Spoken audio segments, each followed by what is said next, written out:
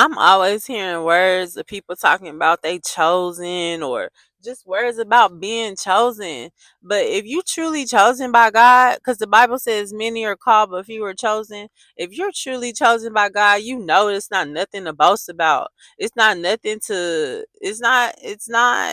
I mean, I. It's something to be grateful for that God chooses you, but the road is not easy. Okay, because many are called, but few are chosen. You can't even do the things that called people can do.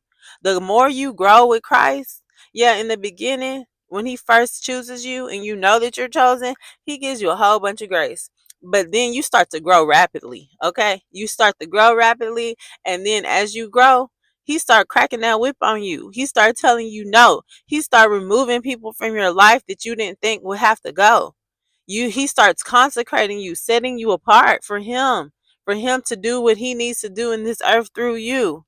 And it's not comfortable. It hurts because you're having to learn to die to yourself. And at the end of the day, we're spirits having a human encounter, and before you are awakened spiritually, you're really living a human life.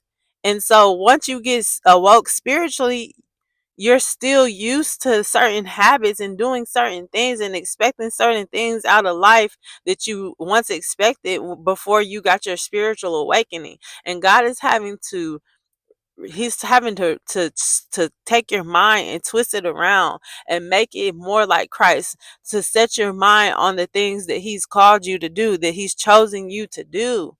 And it's not easy all the time, I'm telling you. And then it happens unexpectedly a lot of times. Like God will start removing things from you and it'll feel like suffering. But remember, He said in order to reign with Him, you have to suffer with Him first. So if you feel like you're suffering, if you know that you're chosen by God truly, you know, you know, because you've been called to a life of consecration. You've been called to a life that feels like you're suffering all the time. And I'm not talking about suffering because you did it to yourself because you're being disobedient.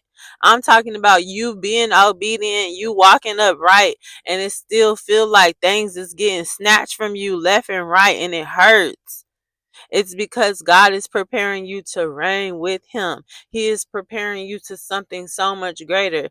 That's why Paul says that I stretch towards the mark of the higher calling. I press towards the mark of the higher calling because it's not easy. You have to press forward.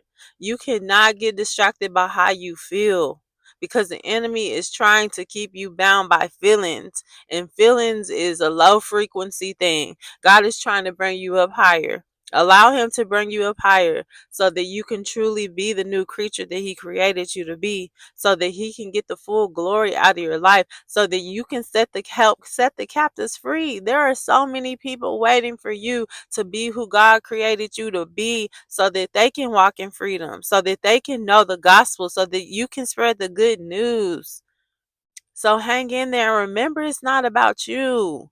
Remember, it's so much bigger than you. And every time you get discouraged and want to quit, think about how Jesus suffered for you. Think about those lashes that He received. Think about that crown that they put on His head of thorns that pierced His skull. Think about when they pierced Him in His side and He bled and He hung His head.